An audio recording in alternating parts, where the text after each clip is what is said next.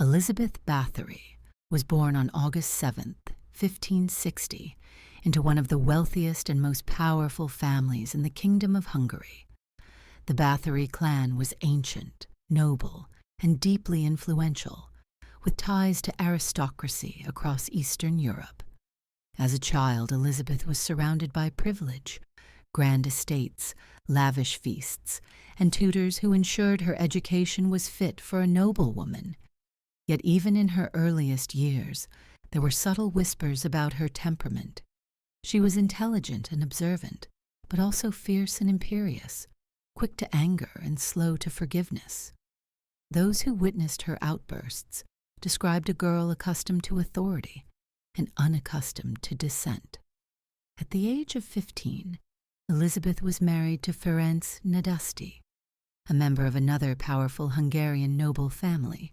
Their union was arranged to consolidate wealth, power, and influence. The wedding was a lavish affair, a spectacle of opulence that cemented alliances. Ferenc himself was a respected military commander, sometimes called the Black Knight for the dark armor he wore and the fear he inspired on the battlefield. Together, Elizabeth and Ferenc oversaw vast estates, including castles, farmland, and the labor of countless peasants. The couple embodied privilege. They lived in a world where obedience was expected, and defiance was punished swiftly. For years, Elizabeth's life seemed destined for obscurity within the tapestry of European nobility. But after Ferenc's death in 1604, her world changed. Stricken with grief, and perhaps emboldened by her sole authority, Elizabeth increasingly withdrew into her own sphere of influence. It was during this period that rumors began to swirl, rumors that would transcend time and turn her name into legend. By the late 16th century, stories of cruelty attached themselves to Elizabeth's name. Locals in the regions around her estates spoke in hushed tones of servants who vanished without explanation. Villagers claimed sightings of terrified young women entering the castle and never emerging.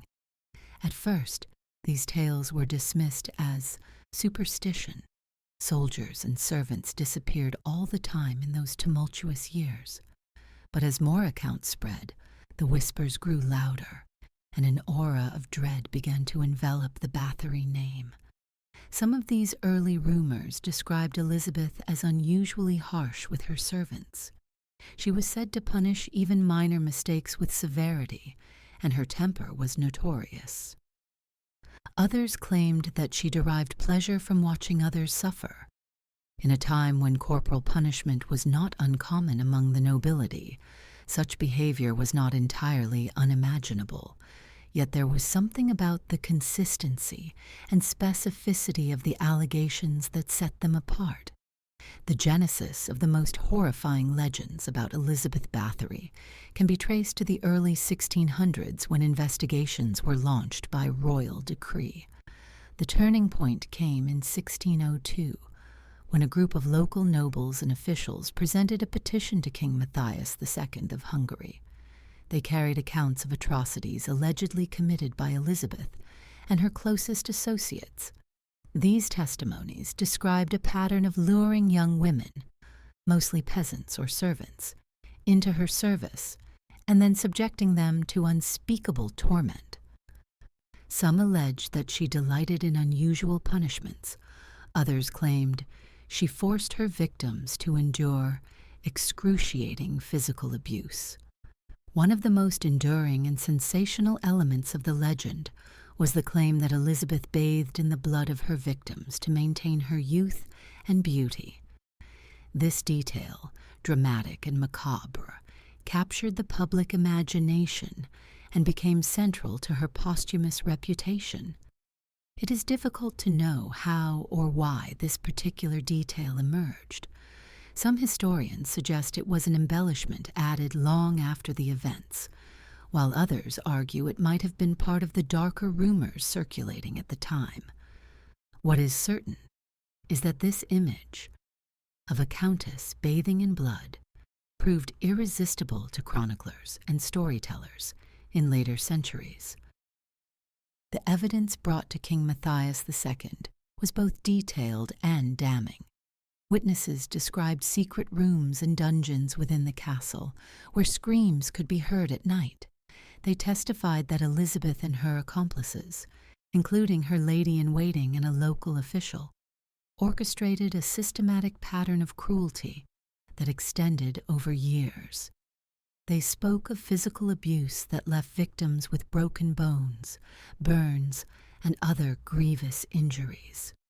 Many of the stories were written in formal affidavits, sworn before magistrates, giving them the veneer of legitimacy that made them impossible for the royal court to ignore. The king appointed an investigative team led by György Thurso, a trusted nobleman and soldier, to uncover the truth. When Thurso arrived at Elizabeth's castle with royal guards, they found a scene steeped in fear and silence. Servants were too afraid to speak openly at first, but as investigators offered protection, more and more accounts emerged. Items were found: chains, instruments of restraint, rooms that appeared to serve no practical purpose but were strategically placed in the labyrinthine corridors of the castle. Whether these discoveries were conclusive proof of the allegations or simply circumstantial evidence remains a matter of historical debate. What is not debated is the reaction of the aristocracy and the court. The accusations were serious enough to warrant immediate action. On December 30th, 1610, Elizabeth Báthory was arrested along with several of her alleged accomplices. Her notoriety was sealed. In a departure from typical legal procedure, Elizabeth was not formally tried in open court. As a noblewoman of immense rank, she could not be easily subjected to the same judicial process as commoners. Instead, she was confined to a small set of rooms in the castle, her own formidable fortress, where she would remain imprisoned for the last 4 years of her life. Her confinement was harsh in its own way, isolated from power, stripped of control, and cut off from the world she once ruled with such authority. Elizabeth Báthory died on August 21st, 1614, alone within those walls, her once grand name echoing only in the whispers of history. It was a quiet end for a figure who had once commanded armies and estates, but her death did little to erase her legend. In the centuries that followed, Elizabeth Báthory's story evolved, expanded, and was embellished.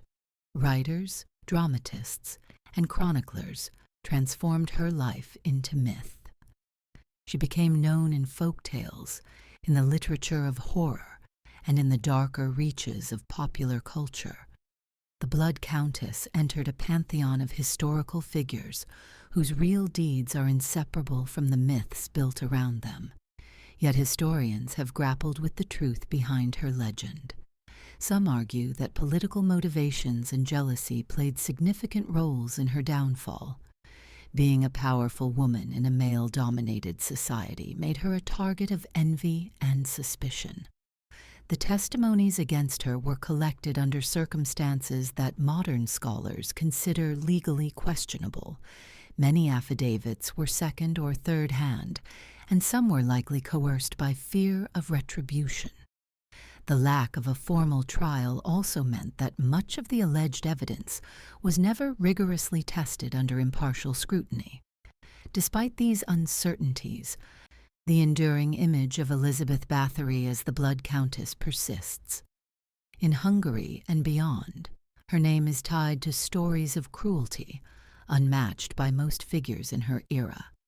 Legends suggest that local peasants believed she made pacts with dark forces, or that the screams of her victims could still be heard on stormy nights. Whether these tales were rooted in actual events or simply the products of folklore shaped by fear and imagination is a question that historians continue to debate. Modern reinterpretations sometimes aim to separate the woman from the myth. Some scholars suggest that Elizabeth was, at worst, guilty of extreme cruelty, typical of some nobles of her time, but not the monstrous serial killer depicted in later literature. Others contend that her wealth and power made her an easy scapegoat for crimes that were never fully substantiated. Still others maintain that, regardless of the embellishments, there was a kernel of truth, that the suffering of many young women in her service was real and deserving of historical recognition. Elizabeth's legacy also raises broader questions about power, gender, and storytelling. How do we remember those who transgress social norms? How do legends form around individuals whose lives are difficult to categorize? Her story sits at the intersection of history and myth, a blend that fascinates historians, writers, and audiences alike. Over 4 centuries after her death, Elizabeth Báthory remains a figure of intense interest. Her name appears in books, documentaries, podcasts, and films exploring the darkest corners of history. She is invoked in discussions about female authority, cruelty, and the ways in which narratives can be shaped by both fact and fiction. The Blood Countess has become a symbol, a reminder that some stories, no matter how buried in time, continue to captivate because they force us to confront the complexities of human nature. Whether viewed as a villain, a victim of circumstance, or a figure whose life became disproportionate legend, Elizabeth Báthory's story endures. It's a narrative that transcends its era and speaks to timeless themes: fear, power, suspicion, and the enduring influence of myth on history. In the end, her legacy is not just a tale of cruelty, but a reflection of how history remembers, and sometimes distorts, those who once walked among us. If you enjoyed this video and want more, please like, subscribe, and share.